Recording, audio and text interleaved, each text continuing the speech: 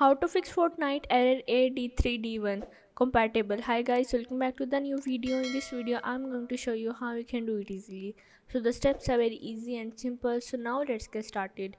First of all, you have to go on your system windows, and now once you are in here you have to search for the view settings. Here is the view advanced system settings. You have to click on it.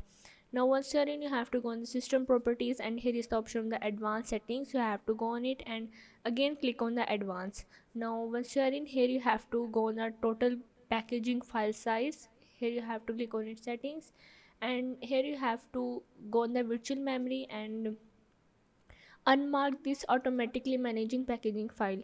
And after that you have to click on the custom size, and here you have to add the initial size 1024, and in the maximum size you have to add the 8192 and click on the set. After that click on the ok and apply the changes.